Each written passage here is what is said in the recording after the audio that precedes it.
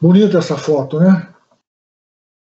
Esta foto, assim como aquela que eu comecei mostrando no início da aula de hoje, são de um site mantido pela NASA, se não me engano. É o APOD, APOD. Digite isso aí no Google, vocês facilmente vão achar. Astronomical Picture of the Day.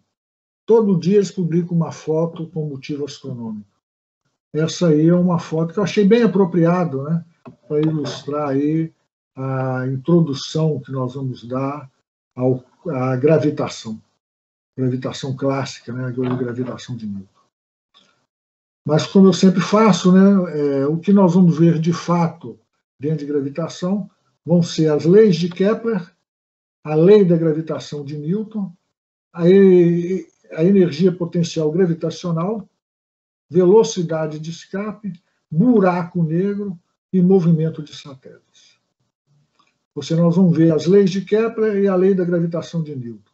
E energia potencial gravitacional, velocidade de escape, buraco negro e movimento de satélites vão ser consequências, né, da lei da gravitação de Newton. E o que a gente observa aí, né, no universo. Mas nós temos o quê? Mais uma meia hora de aula? Mais ou menos isso. Então, nós vamos ver parte dessa teoria hoje, talvez até a lei de Kepler e lei da gravitação de Newton. Parte dessa teoria nós vamos ver hoje, parte na próxima aula. Depois, na semana que vem, nós vamos ter uma aula só, que aí então vão ver os exercícios e problemas referentes a essa teoria. Depois, se nós tivermos uma outra aula, eu queria falar um pouco para vocês da mecânica, vamos dizer, mecânica moderna. Da mecânica relativista, que a gente sempre está falando, da mecânica quântica, que a gente sempre está falando, né? Eu acho importante, embora isso não é assunto de prova, eu acho importante na formação de vocês, já neste momento, vocês terem uma noção do que se trata, né? Do que é a mecânica hoje. Nós melhorarmos um pouquinho, pelo menos dar para vocês uma noção da mecânica atual. Não ficarmos apenas na mecânica aí de séculos atrás. Mas vamos lá. Onde estamos? Começar falando de algumas concepções nossa do homem, né? Sobre o universo onde nós estamos. Inicialmente, quando lá nos primórdios da civilização, nós pensávamos que nós estávamos no mundo plano. Nós pensávamos que a Terra é plana. Tenho que abrir um parênteses para comentar o seguinte. Incrível como, em pleno século XXI, ainda tem pessoas que acreditam, né, que a Terra é plana. Incrível, é um absurdo isso. Mas essa foi uma das primeiras concepções nossas. Por quê? À primeira vista, se a gente olha, a gente tem a impressão que o mundo é plano mesmo, né? Apesar de ter alguns montes, a gente tem a impressão que o mundo é plano. Se a gente vai para o mar, à primeira vista, um lago grandão, a gente tem a impressão que o quê? Que a superfície daquele lago ou do oceano é plana. Agora, eu acho importante saber, além de que essa foi a concepção do homem comum até a Idade Média, até outro dia mesmo, né, até uns 400 anos atrás, um pouco mais, desde dos gregos antigos, já existiam alguns sábios que sabiam que vivíamos no mundo redondo. Por exemplo, Aristóteles, né, um daqueles gregos antigos, ele tinha alguns argumentos a favor da Terra redonda para nos falar que não, nós vivemos num mundo redondo, que é o que eu acredito que vocês aprenderam lá no jardim de infância, nos primeiros anos, no primário, não sei quando. Tal. O que o Aristóteles falava, e até hoje, né, o pessoal fala para as nossas crianças, é o seguinte: vai para a beira-mar e observa um barco, um navio que está se afastando. Ora, o que vai acontecer é o seguinte: muito antes daquele navio ficar tão distante que vai parecer um pontinho na linha do horizonte, muito antes disso, o casco dele começa a sumir, né, ficar abaixo da linha da água. Depois, a última coisa dele que vai subir é aquela bandeirinha lá em cima, né, no alto do mastro. E isso não tem explicação se nós pensamos que a Terra é plana. mas é fácil de entendermos se nós admitirmos que a Terra é redonda, né, é uma esfera. Quem já viu um eclipse lunar com alguma atenção? O eclipse da Lua acontece quando a sombra da Terra toca o disco lunar, né, quando a Lua passa pela sombra da Terra. Ora, quem já viu com alguma atenção deve ter notado que a sombra da Terra não deixa dúvida, é a sombra de um corpo esférico sobre a Lua. Ou então, quem já fez aí alguma viagem maior, né, principalmente no sentido norte-sul, deve ter notado que a posição das estrelas varia. O Aristóteles ele falava para a estrela polar norte, uma estrela que a gente não vê daqui do hemisfério sul. Mas quanto mais você viaja para o sul, você mais perto da linha do horizonte vai ver essa estrela polar norte. Você está lá no hemisfério norte, né? Se você vai exatamente para o polo norte, você vai ver a estrela polar norte exatamente sobre a sua cabeça. Nós aqui podemos falar sobre o Cruzeiro do Sul, por exemplo. Quanto mais a gente viaja para o sul, quando nós vamos lá para o Rio Grande do Sul, nós vamos ver o Cruzeiro do Sul mais alto na linha do horizonte do que nós vemos daqui de Minas Gerais. Se a gente vai lá para Manaus, nós vamos ver o Cruzeiro do Sul mais baixo na linha do horizonte do que nós vemos daqui de Minas Gerais. Eram os argumentos que Aristóteles usava para convencer o pessoal, né? Gente, olha, não tem sentido pensarmos que o mundo é plano. Vejam só. Gente, poucas pessoas sabem, mas em 273 a.C., teve um desses gregos, o Eratóstenes. Ele vivia lá, ele era do Museu de Alexandria. O cara, ele não apenas tinha convicção, sabia com clareza que a Terra é redonda, como ele foi capaz de medir o tamanho da Terra, medir a circunferência da Terra. Quem de vocês aí, hoje, agora, seria capaz de fazer isso? Quem? Nós pensamos, esse pessoal de antigamente, eles sabiam nada, tal. Ora, em 273 a.C., o Eratóstenes fez uma coisa que poucos de vocês fariam hoje assim, por conta própria. Se alguém não ensinasse, né, o que o Eratóstenes fez. Mas vejam só como que o Eratóstenes mediu a circunferência da Terra. O Eratóstenes vivia lá em Alexandria. Ele ficou sabendo que tinha um determinado dia do ano que o Sol passava pelo zênite em Ciene, uma localidade relativamente próxima a Alexandria. O Sol passava pelo zênite, o que é? Ao meio-dia, a sombra de um poste sumia, né? A sombra ficava sobre ele mesmo. Ou seja, ao meio-dia o Sol ficava exatamente a pino. Aí ele tentou observar se isso acontecia lá em Alexandria. Se naquele mesmo dia, quando fosse meio-dia, né, o Sol ficava a pino. E verificou que isso não acontecia lá em Alexandria.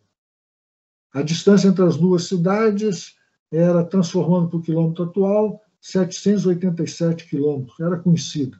Abrindo um parênteses, né, tinha uma profissão naquela época muito rentável, que era o medidor de terrenos, medidor de distâncias.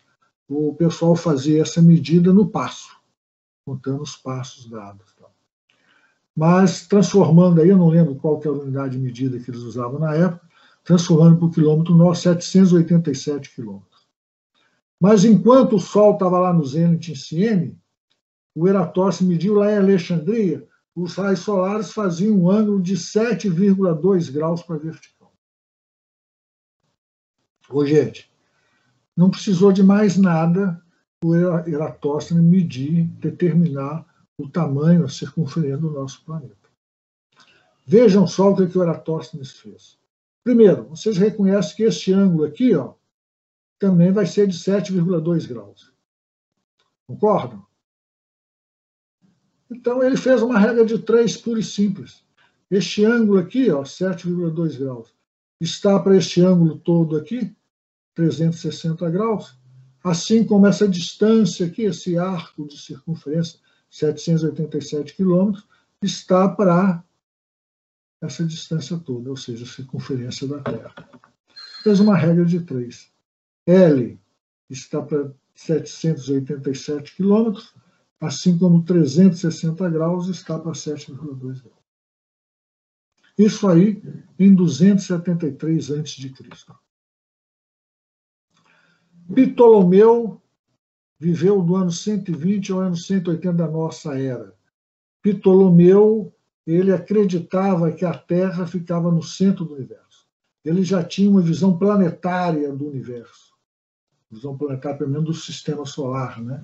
Ou seja, mundos são planetas como o nosso, uns girando em torno dos outros. Mas ele acreditava que a Terra ficava no centro. Com a Lua, Mercúrio, Vênus, Sol, Marte, Júpiter e Saturno rodeando a Terra ao longo de órbitas perfeitamente circulares. Chamar a atenção para esse perfeitamente circular, daqui a pouco eu explico. Foi algo que vinha lá desde o Aristóteles, que as coisas do céu são perfeitas, tal, e foi difícil de quebrar. Mas essa é a ideia do Ptolomeu, a concepção que na nossa história prevaleceu por mais tempo, por quase 1.400 anos. Não pensam vocês que Ptolomeu propôs essa teoria e pronto, tudo bem. Não, ele, durante a vida dele toda, ele fez medições e procurou refinar a teoria dele. E aí ele foi encontrando alguns problemas e foi contornando esses problemas. Por exemplo, inventando os tais dos epiciclos, os diferentes, a Terra fora do centro do deferente, e por aí vai. Terra fora do centro do deferente é o seguinte, ele notava que a velocidade com que esses corpos se moviam em torno da Terra, né, da Terra entre aspas, variavam de época para época. Então ele imaginou o seguinte, não, é porque eles estão girando em torno de um centro, mas a Terra não está exatamente nesse centro, há uma deferência e tal. Então, quando eles passam mais perto da Terra, nós os vemos com velocidade maior do que quando estão mais distantes e tal. Coisa assim desse tipo. É um fenômeno muito legal, o chamado movimento retrógrado do planeta. Então, no momento que você vê o planeta se mover em relação às estrelas de fundo, num determinado sentido. Aí ele vai diminuindo a velocidade de giro, vai diminuindo até que para e volta, faz o chamado movimento retrógrado. Como explicar esse movimento retrógrado? Ora, segundo Ptolomeu, os planetas se moviam, na realidade, em torno de epiciclos, pequenas circunferências, e o centro da circunferência se movia ao longo da órbita realmente do planeta. Então, combinando essas velocidades, né, do planeta, do centro desse epiciclo, em relação à órbita, né, planeta, com o movimento do planeta nesse epiciclo, você podia, em determinados momentos, ver o planeta andar para trás. Tá? Mas isso não era suficiente, né, para explicar o que você observava de fato. Copérnico, Nicolau Copérnico, viveu de 1473 a 1543. Ele foi o cara que tirou a Terra do centro do universo. Para Copérnico, o Sol ficava no centro, nesta ordem: Mercúrio, Vênus, Terra, Marte, Júpiter e Saturno, rodeando o Sol ao longo de órbitas circulares. Vejam vocês, o grande passo de Copérnico para o nosso conhecimento foi acreditar e mostrar que a Terra não era o centro do universo nada. A Terra não estava numa posição privilegiada no universo. Então não era aquela ideia, o universo todo em função da Terra, não. A Terra era apenas mais um planeta orbitando o Sol. Estou esquecendo de falar, né, gente? Os planetas Mercúrio, Vênus, Terra, Marte, Júpiter e Saturno, quando você observa o céu, você nota uma coisa bem legal, que daqueles milhares de pontinhos luminosos que você vê no céu, a grande maioria deles são fixos uns em relação aos outros. Se movem durante a noite, né? Hoje nós sabemos devido ao movimento de rotação da Terra. Eles não se movem, primeiro não dá para a gente notar no tempo de uma vida humana, a olho nu, não dá para a gente notar o movimento de um em relação aos outros. Com exceção de 5 desses pontinhos, que o pessoal começou a chamar de errantes, e de errantes lá do grego antigo, não sei como veio para o português o nome de planeta. Que eles associaram aos deuses, né, das mitologias deles. Mercúrio, Vênus, Terra, Marte, Júpiter e Saturno. Seriam esses 5 errantes que a gente vê a olho nu no céu. Mas então, segundo Copérnico, o movimento diário das estrelas e planetas, que é a primeira vez daquela impressão que eles estão girando em torno da gente, era devido simplesmente ao movimento de rotação da Terra em torno do seu próprio eixo. Aí Kepler viveu de 1571 a 1630, ele fechou a questão. As leis de Kepler, ele publicou 3 leis que resumem o movimento planetário e que são válidas até hoje. Ou seja, na realidade, o que Kepler fez foi aprimorar o modelo de Copérnico. E para aprimorar o modelo de Copérnico, o grande tchan do Kepler foi reconhecendo que as órbitas dos planetas em torno do Sol não são circunferências perfeitas, mas são órbitas elípticas, com o Sol em um dos focos. Ou seja, ele quebrou aquela coisa que vinha desde Aristóteles, que falava que as coisas do céu são perfeitas.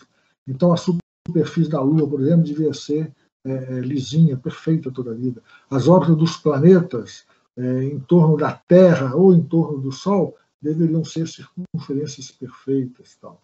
Kepler quebrou essa ideia de Aristóteles, colocando os planetas em órbitas elípticas. Ora, por ter órbita elíptica, o planeta vai se aproximar e se afastar do Sol, à medida que ele vai se movimentando ao longo dessa órbita. À medida que se aproxima do Sol, ele vai aumentando sua velocidade, à medida que vai afastando do Sol, ele vai diminuindo a sua velocidade. O Kepler equacionou isso, não apenas reconheceu, como equacionou, como nós vamos ver já já. E ele viu também que quanto maior o raio da órbita de um determinado planeta, maior vai ser o tempo que esse planeta vai gastar para dar uma volta em torno do Sol. Ou seja, maior o período orbital do planeta, ou seja, maior vai ser o ano do planeta. A primeira lei de Kepler, né, aprimorou o modelo de Copérnico colocando os planetas em órbitas elípticas. A primeira lei de Kepler nos diz que as órbitas dos planetas são elipses com o Sol em um dos focos. Em uma elipse, não sei se vocês sabem, né, uma elipse vai se caracterizar por quê? Qualquer ponto da elipse, a distância desse ponto a um dos focos mais a distância desse ponto ao outro foco vai ser sempre uma constante, para qualquer ponto, né, para qualquer ponto dessa elipse. Ou, em outras palavras, vamos supor que eu bato um prego aqui, ó, num dos focos, bato outro prego aqui no outro foco. Pego um barbante, L é maior do que a distância A mais a distância B, pego um barbante aí, comprimento L, maior, maior do que a distância entre os dois pregos, estico esse barbante e coloco, vamos dizer, um giz, um pincel atômico, uma caneta aqui na ponta dele. E vou girando isso aqui. Vou rabiscando um papel embaixo aqui, né, de tal forma que esse barbante fica esticado aqui. Ou, em outras palavras, a distância da caneta a um foco, a distância da caneta a outro foco é uma constante. Essa figura que eu vou traçar aqui é uma elipse. Então, segundo Kepler, as órbitas dos planetas são elipses com o Sol em um dos focos. Ao se aproximar do Sol, o planeta aumenta sua velocidade, ao se afastar, diminui. O Kepler equacionou isso através das leis, chamada lei das áreas. Os planetas descrevem áreas iguais em tempos iguais. Ou seja, este raio, né, que vai do planeta até o ponto em que ele vai estar em um determinado instante, à medida que ele vai girando, ele vai descrevendo áreas iguais em tempos iguais, em intervalos de tempos iguais. Então, vejam vocês, quanto mais próximo ele estiver do Sol, para que esta área aqui, ó, seja igual a essa outra área aqui, é necessário que o planeta ande mais rápido, para você poder igualar as áreas. Eu acho que o diagrama aí fala melhor do que 1000 palavras. Os planetas descrevem áreas iguais em tempos iguais. Consequentemente, quanto mais perto do Sol estiver um planeta, maior vai ser a velocidade deste planeta. E quanto maior o raio da órbita de um planeta, maior o período orbital do planeta. A razão, que o Kepler nos falou, a razão entre o cubo do semi-eixo maior da órbita de um planeta e o quadrado do seu período é a mesma para todos os planetas. Podemos colocar resumidamente, né, que o raio da órbita de um planeta elevado ao cubo, dividido pelo período do planeta elevado ao quadrado, essa razão é a mesma para todo e qualquer planeta. São as 3 leis de Kepler. Dizem que o Newton estava debaixo de uma macieira, viu uma maçã caindo, outros falam que a maçã caiu na cabeça do Newton, e aí ele teve uma ideia sensacional. A ideia sensacional que ele teve é que aquela mesma força que fez com que a maçã caísse na cabeça dele é que fazia com que a Lua girasse em torno da Terra, ou a Terra girasse em torno do Sol. Ou seja, esta força é uma força devido às massas dos corpos. Esta força vai produzir, no caso da Lua sobre a Terra, uma aceleração, a chamada aceleração. Nós já vimos isso, né? Já estamos careca de ver isso. Mas dizem que foi aí debaixo dessa macieira que o Newton teve um insight para dizer que 2 partículas quaisquer do universo se atraem gravitacionalmente por meio de uma força que é diretamente proporcional ao produto de suas massas e inversamente proporcional ao quadrado da distância que as separa. Ou seja, esta aí é a 4ª lei de Newton, a lei da gravitação de Newton. A força gravitacional vai ser sempre uma força atrativa, que vai ser dada por uma constante G, que multiplica uma massa, que multiplica a outra massa, a força entre M1 e M2, dividido pela distância entre essas 2 partículas ao quadrado. Ou seja, uma força sempre atrativa. Forças de ação e reação, né? Então, mesmo modo, mesma direção, porém sentido contrário. A força de M1 sobre M2 é igual ao mesmo modo, mesma direção, porém sentido contrário, a força de M2 sobre M1. Mas esta é a lei da gravitação de Newton, que pode ser ligeiramente modificada para 2 corpos sempre se atraem com força proporcional às suas massas e inversamente proporcional ao quadrado da distância que separa seus centros de massa. Então, o que nós normalmente encontramos aí na natureza é o quê? Não são partículas, né? Pelo menos no nosso dia a dia, macroscopicamente, nós encontramos são corpos com a massa espalhada num determinado volume, numa determinada superfície. Aí, então, nós podemos considerar que essa força gravitacional de um para o outro, ela sempre age nos centros de massa. A distância considerada seria a distância entre os centros de massa, como se toda a massa de cada um desses corpos tivesse concentrado ali no seu centro de massa. E aí eu acho interessante falar sobre esse G, a chamada constante da gravitação universal, que é comum as pessoas confundirem esse Gzão, constante da gravitação universal, normalmente nós usamos a letra Gzão para ele, com Gzinho, aceleração da gravidade num determinado local. Normalmente nós usamos o G minúsculo, né, para aceleração da gravidade. Vejam vocês que uma não tem nada a ver com a outra, né? Uma não tem nada a ver com a outra. A aceleração Gzinho, na realidade, ela vai ser dada por a massa, a aceleração da gravidade nas proximidades da Terra. Vai ser dada, então, pelo Gzão, que multiplica a massa da Terra, dividido por R ao quadrado. R, a distância, né, do qual nós estamos considerando o G, ao centro de massa do planeta, ou seja, ao centro do planeta. Nós vamos falar mais sobre isso. Agora, esta força gravitacional, como nós já vimos no início do curso, é uma das forças que existe no universo, né? É uma das forças, não tem sentido falar mais importante do universo, não é uma força que está presente aí em todo o universo. Agora, é uma força muito pequena. Para ela ter algum sentido, é necessário ter massas grandes, né? Para essa força não ser uma força muito pequena, ser força desprezível. Para vocês terem uma ideia, 2 corpos de 3.000 quilogramas, vamos dizer, 2 esferas de 3.000 quilogramas cada uma. Se nós colocarmos o centro de massa dela 3 metros um do outro, a força de atração delas vai ser da ordem de 67 micronewtons. 67 micronewtons, vocês pegaram um grãozinho de areia, vai ser o peso ali aproximado do grãozinho de areia. Então, é uma força muito pequena. Aí, então, vem uma dúvida. Ora, se essa força é muito pequena, como medir essa força? Ou, melhor dizendo, como medir como determinar o valor dessa constante da gravitação universal. Uma força tão pequena assim, como medir G?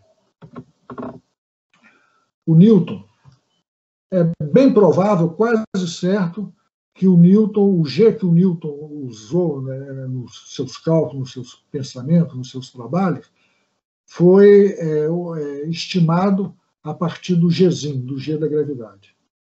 Lembrando, né? mgzinho, massa vezes a aceleração do corpo, que vai ser a força resultante sobre um corpo aqui na superfície da Terra, vai ser então dado pelo Gzão, massa da Terra vezes massa do corpo, dividido por R2, segundo a lei da gravitação do Newton. Então é bem provável que o Newton tenha estimado o valor de G a partir do Gzinho. Somente cerca de um século depois do Newton, foi que um cara, o Henry Cavendish, obteve experimentalmente um valor para o Gzão. Para isso, ele usou uma chamada balança de torção, que é chamada de balança de Cavendish. Interessante, porque não foi o Cavendish que inventou essa balança, não. Inclusive, ele, em trabalhos dele, ele cita o John Michell como já tendo realizado medidas não referentes à atração gravitacional, né, mas medidas muito sutis com uma balança desse tipo. E o Coulomb também, o Coulomb do eletromagnetismo, da lei de Coulomb, que vocês já estudaram, ele também fez medidas elétricas usando uma balança de torção. Mas, em 1798, foi quando o Cavendish publicou esse trabalho, já era uma balança utilizada, uma balança para medidas muito finas, né, forças muito pequenas, mas ninguém ainda tinha tido a ideia de usar isso para medir a atração gravitacional entre massas. O que é uma balança de torção ou uma balança de Cavendish? Você pega um fio, normalmente um fio metálico, e põe ele preso em um determinado local. Na ponta desse fio, você coloca um aparato onde tem um espelho. Se o fio torce, esse espelho vai girar. E uma haste. Uma haste. Esse fio ideal é passar bem no centro dessa haste, né? Na ponta de cada haste, um corpo, uma esfera de massa, vamos chamar aqui de mzinho. Aí você vem e aproxima de cada uma dessas massas mzinho uma outra massa mzão. Ora, a força gravitacional vai, o quê? Puxar essas massas uma para a outra. Você está colocando esse mzão em lados contrários, né? Ou seja, o torque no mesmo sentido, o que vai acontecer? Vai ter um torque muito pequeno sobre esta haste aqui, fazendo com que este fio aqui ele sofra uma pequena torção. E essa torção, você pode medir essa torção da seguinte forma. Eu falei, você coloca aqui um espelho, né? Você pega uma fonte de luz bem numa direção só, né? Hoje seria um feixe laser, por exemplo. Faz ele incidir num espelho, refletir sobre o espelho, e reflete numa parede, por exemplo. Aí nessa parede você coloca uma escala. Ora, mesmo para pequenas porções, esse espelho vai girar o tanto que você vai conseguir ver esse feixe de luz se movimentar em relação a essa sua escala. É basicamente essa balança, né, que o Cavendish usou em 1798, um pouco antes, para medir a atração gravitacional entre duas massas, consequentemente o valor de G. Hoje, o valor de G mais aceito é esse que eu escrevi aqui. O melhor valor até hoje encontrado, com menor erro, 6,742 vezes 10 a menos 11 newton por metro quadrado por quilograma ao quadrado. É o melhor valor. Agora, eu acho interessante chamar a atenção o seguinte, esse valor não tem se alterado muito no tempo, não. O erro dele, né, a precisão dele tem alterado, sim, mas o valor não tem alterado muito no tempo, não. O melhor valor que nós temos para G hoje, difere do valor encontrado por Cavendish, sabe de quanto? De apenas 1%. De apenas 1%. Foi incrível o trabalho do Cavendish. Bem, nós estamos falando em peso de um corpo. O que é mesmo peso de um corpo? Podemos definir o peso de um corpo como sendo a força gravitacional resultante exercida por todos os corpos do universo sobre aquele corpo. Isso é o peso de um corpo. Força gravitacional de todos os corpos do universo sobre aquele corpo. Agora, é claro, quando o corpo está muito próximo da superfície terrestre, por exemplo, nós podemos desprezar todas as demais forças gravitacionais sobre ele, a não ser a força da Terra sobre ele. Ou seja, podemos considerar o peso dele como sendo somente devido à atração gravitacional exercida pela Terra sobre aquele corpo. Ou se o corpo está lá próximo da superfície da Lua, mesma coisa, desprezando as outras forças, dependendo da precisão, né, do trabalho que você quer. Mas desprezando todas as outras forças, consideramos apenas a força da atração da Lua sobre aquele corpo, e por aí vai. Mas o peso, então, vai ser dado por esta força gravitacional, né? O peso de uma massa M, aqui na superfície da Terra, vai ser dado por G, que multiplica a massa da Terra, que multiplica a massa M, dividido pelo raio da Terra ao quadrado. Ou seja, o raio da Terra aqui vai corresponder à distância, né, em que o corpo de massa M está ao centro de massa da Terra. Mas P é igual a mv, né? A força resultante ali sobre aquele corpo é igual à massa do corpo vezes a aceleração do corpo, no caso, a aceleração da gravidade. Então, nós podemos escrever que a aceleração da gravidade na superfície da Terra é dada simplesmente por Gzão, massa da Terra, dividido por raio da Terra ao quadrado. Algo equivalente à aceleração da gravidade na superfície de Marte vai ser dado pelo Gzão, o mesmo Gzão. Isso aí é chamada constante da gravitação universal. Acreditamos que ela é mesmo em todo o universo. Então, Gzinho, né, a aceleração da gravidade em Marte vai ser dado pelo Gzão, que multiplica a massa de Marte dividido pelo raio de Marte ao quadrado. Aí uma tabelinha só para vocês terem uma ideia de como G varia da superfície de planeta a planeta.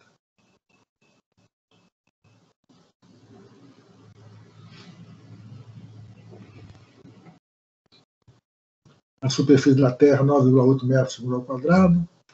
Na superfície de Júpiter, Júpiter é escandaloso, né, de tão grande, 23,4 metros por segundo ao quadrado, e por aí vai. De Mercúrio, apenas 3,7 metros por segundo ao quadrado, e por aí vai.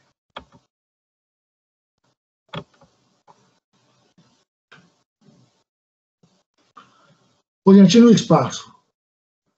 O peso de um corpo é zero no espaço? Não, né? Não é zero no espaço, não. Ou seja, o peso de um corpo, a soma de todas as forças gravitacionais sobre aquele corpo. Se o corpo está no espaço próximo aqui, ainda podemos considerar que podemos desprezar as forças de todos os outros corpos, com exceção da Terra. Ainda podemos considerar que a força resultante vai ser devido simplesmente à força gravitacional da Terra sobre aquele corpo. Olha, gente, veja esse gráfico aí. Está aí no livro de vocês, né?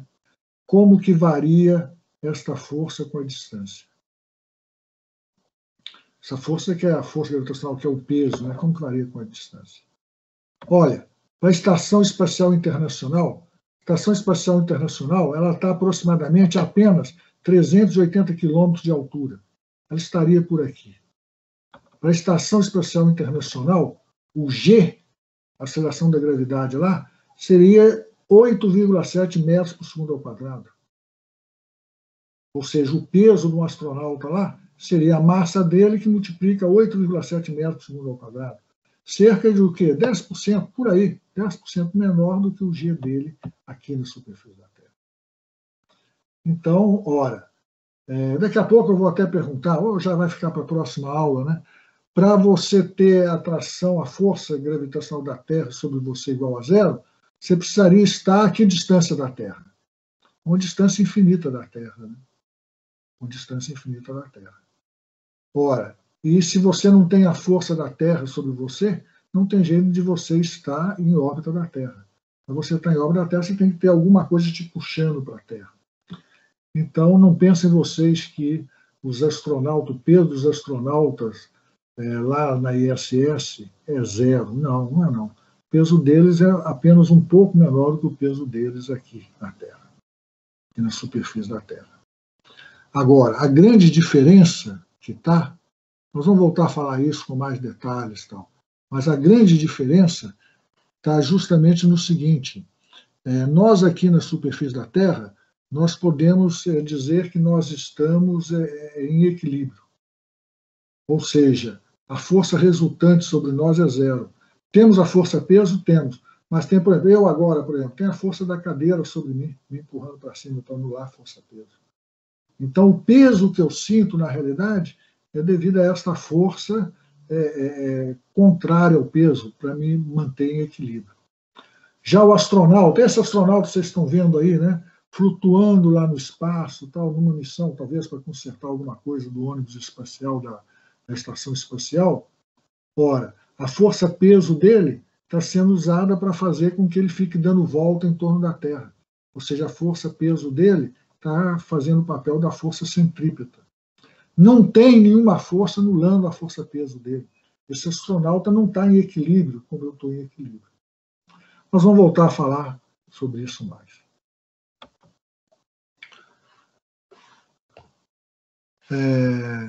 Para encerrar a aula de hoje, vamos falar um pouco das leis de Kepler vistas por Newton. Lembrando que as leis de Kepler foram obtidas empiricamente entre 1601 e 1619. Empiricamente, como assim empiricamente?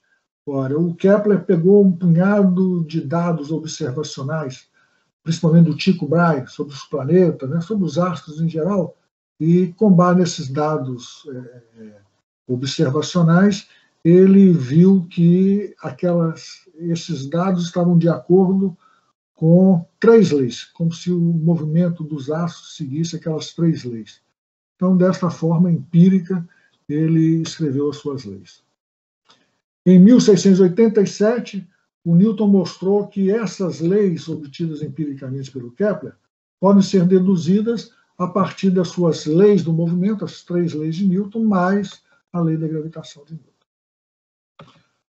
Primeira lei de Newton, né? As órbitas dos planetas são elipses com o Sol em um foco. O Newton nos mostrou, aí matematicamente, um trabalho matemático, que quando uma força proporcional a 1 sobre R ao quadrado age sobre um corpo, como o Newton viu que a força da gravidade, né, é 1 sobre R ao quadrado, quando uma força desse tipo age sobre um corpo, as únicas órbitas fechadas possíveis para este corpo vão ser a elipse e a circunferência. Ele vai poder ter órbitas abertas, ou seja, não volta àquele mesmo ponto, que vão ser parábolas ou hipérbolas. As únicas órbitas fechadas, a elipse e a circunferência. Ele até, na obra dele, lá no Principia, o Newton tem um desenho semelhante a este, né? Dependendo da velocidade de uma bala de canhão, o futuro que essa bala poderia ter. Ou ela cair na superfície do nosso planeta, ou ela ter uma órbita circular ou uma órbita elíptica em torno do nosso planeta, ou até mesmo ela escapar do nosso planeta. Nós não vamos entrar mais em detalhe, porque nos falta conhecimento de algumas equações diferenciais para a gente poder trabalhar com essa questão. Mas, segundo a lei de Kepler, os planetas descrevem áreas iguais em tempos iguais. Ora, o Newton nos mostrou que isso é decorrente da lei da conservação do momento angular. Ou seja, basicamente, assim, a grosso modo, podemos ver o seguinte: o momento angular se mantém constante. Então, à medida que a distância R ao centro considerado, ao eixo de rotação considerado, à medida que essa distância diminui, a velocidade V tem que aumentar.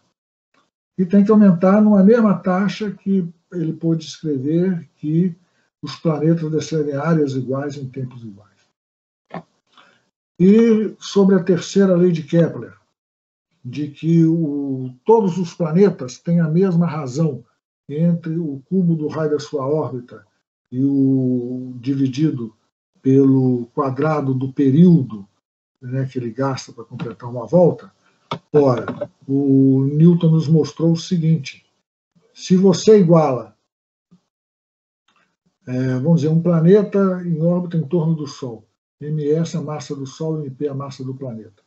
Se você iguala a força gravitacional, a quarta lei de Newton, né, a força centrípeta, aquele planeta está em equilíbrio, por quê? Porque a força gravitacional está exercendo o papel de uma força centrípeta. Se você iguala isso, você pode tirar que a velocidade desse planeta não vai ser qualquer uma, não. Se o planeta está em uma órbita R em torno do Sol, a velocidade dele tem que ser uma velocidade bem específica, dada por V2 é igual ao Gzão, massa do Sol, dividido pelo raio do planeta. Lembrando que V é igual a ômega R, então nós podemos escrever o quê? Ômega 2R3 vai ser igual a Gms, ou seja, eu passei o R para cá e o V2 eu escrevi como ômega 2R2. Então ficou ômega 2R2 vezes R, ômega 2R3 é igual a G, massa do Sol, ms. Mas o ômega, o que é? Velocidade angular. É 2π pelo período, pelo tempo que o planeta gasta para completar uma volta em torno do Sol. Ou seja, 2π radianos, correspondente a uma volta, né, em torno do Sol, dividido pelo tempo t, que é o período que esse planeta gasta para dar uma volta em torno do Sol. Aí, então, vejam vocês o que nós obtemos. R3 dividido por R2, substituir aqui, né, o ômega 2 vai dar 2π ao quadrado sobre T2, então eu vou ter R3 dividido por T2, vai ser igual a Gms sobre 2π ao quadrado passou aqui para baixo. Ou seja, R3 sobre T2 é uma constante. Ok? Próxima aula nós vamos começar vendo energia potencial gravitacional. Ô, gente, alguma dúvida até aqui? Não. O que eu falei no início da aula, essa semana nós não estamos tendo os testes, aí semana que vem nós vamos ter 3 testes. Um na segunda, um na quarta e outro na sexta, para completar os 20 testes. A prova, tinha poucas pessoas no início da aula, vocês vão poder fazer essa prova, fazer 2 vezes, ou seja, e vale a maior nota. Ou no dia 31/10, que é um sábado, das 6 horas da manhã até as 23h59 do outro dia, ou no dia 5/11, é uma quinta-feira, se não me engano, também das 6 horas da manhã até as 23h59 do outro dia. Vai ser uma prova valendo 40 pontos, com 12 questões, muito possivelmente com 12 questões, e 2 horas para fazer a prova. Alguma pergunta? Podemos encerrar a aula de hoje? Podemos. Bom, gente, então uma boa semana para vocês. Estou acabando aqui com a gravação. Uma boa semana para vocês.